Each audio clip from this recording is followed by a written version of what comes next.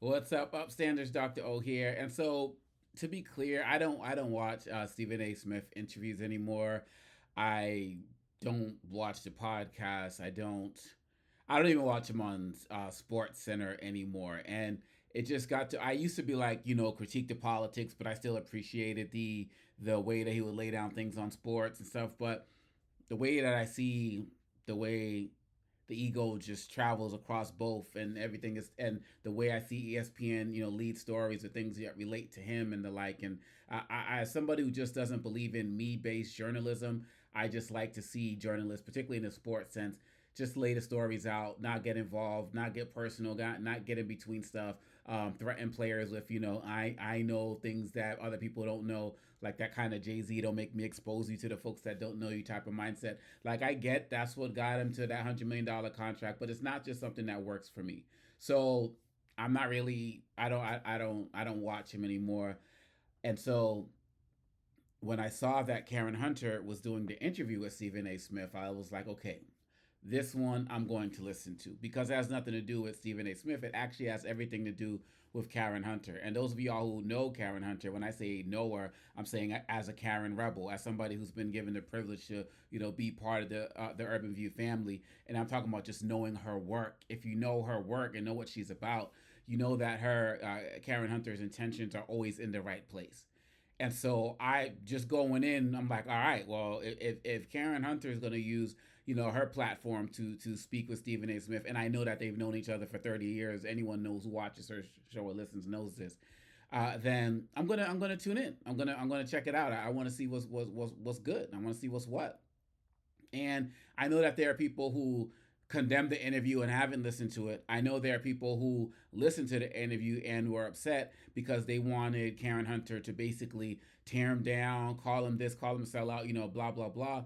But it clearly, again, when you know Karen Hunter's intentions for anything she does, she talks about humanity and she talks about putting the mission first, primarily the mission to uplift black people.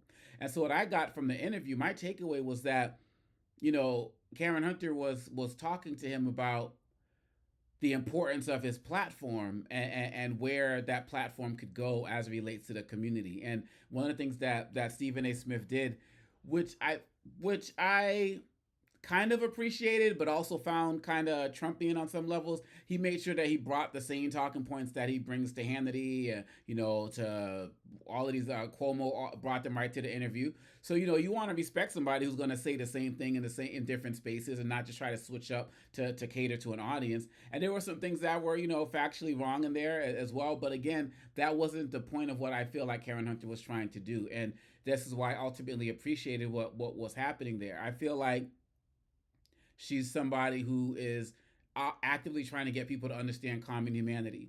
And one of the things that bothers me about Stephen A. Smith is that he's almost Trump-esque in the way that he continues to focus on the election. Well, Biden did this. I was on the phone with a donor that night when he said, "Get Biden out of here." Like, how many times are you going to beat down what happened in the last election?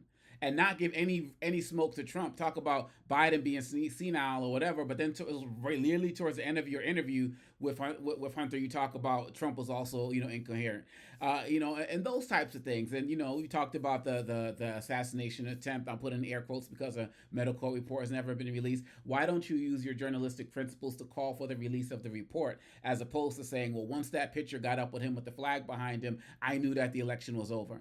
Like, those are like simple, basic things that you could be doing with your platform, Stephen A., that you don't choose to do. And I was listening to Karen Hunter talking with Brother Roderick, great brother, really enjoy him as well. Saying that she doesn't know going forward if she's going to be doing future interviews with him because just the way that the directions of things are going in terms of trajectories of their careers, and I respect that. But these are two people who know each other. They both made it a point to say that they love each other and have a great deal of respect for each other. Again, they go back over 30 years, so I really appreciate what Karen Hunter was doing. I don't feel like you can't play Karen Hunter. Like, you can't get around Karen Hunter. Like, that's have you listened to like Steve Bannon, like all of these guys who've been on her show? Like, it just doesn't happen. So anyone that feels like, oh, Stephen A. just got up there and did what he wanted to do, or Karen Hunter did a softball interview, it's just not true. It's just not true. And Karen Hunter is somebody who wants everybody, especially black people, but everybody who has some type of platform to use it for the common good, to use it to build people up, not to tear people down. And that's something that we all ask. As anybody who's watched any of my Stephen A. Smith commentaries, you've never seen me call him a sellout or a Sambo or all of that other screaming A. Smith. Like, I've never been interested in that stuff. I've just been quick to always say, use the same journalistic principles you use for sports in your use of politics. One thing that Karen Hunter and Roderick said in their conversation was that, Stephen A. Smith is no Candace Owens. And I would agree to that, but I would add that Stephen A. Smith is no Candace Owens yet. Because Candace Owens wasn't Candace Owens. I mean, she worked at NAACP for lawsuits. She used to be like anti-Trump, and look at her now. And I feel like if Stephen A. Smith continues to get a lot of backlash from the black community, he might be the type to say, hey, you know what, just screw it, I'll go Republican, and then just blah, blah, blah, blah, blah. Some people say, well, as soon as I remember Jason Johnson was saying that, Dr. Jason Johnson was saying that as soon as Stephen A. Smith comes out as a Republican, he basically loses all of his usefulness to the Hannitys and them of the world. So they like him in this space. I can't speak to that. I don't know his politics, but I do feel like, yeah, you may not be Candace Owens or some of these other guys, or Whitlock, today, and I would agree with that. I would agree with that, but nobody knows what tomorrow holds. Nobody knows what tomorrow holds. So I thank Karen Hunter for the interview. I thank you for using your platform to have a positive conversation. I believe that the stakes are so high in this society that all of the things that I say about Stephen A. Smith is because I want him to be a strong, empowering voice for the black community. And I feel like he has the ability to do that. I feel like on some levels he was doing that, and then something changed. And then I just started to get concerned and started sharing my opinions about it. And that's where I see it. I don't know him. This has nothing to do with the things that he said about, me in that Roland Martin interview. And like, it's just, we just want people, I just want people to use their platform for better as it relates to uplifting black people and ultimately uplifting all humanity. So thank you, Karen Hunter, for doing that. I'd love your thoughts. If you haven't seen the interview, I'm putting a link down to it as well. Check it out and share your thoughts as well. And obviously, you want to be tuning into Urban View Channel 126. We're talking powers, every single day, y'all. Every single day. Check it out. All right? Peace.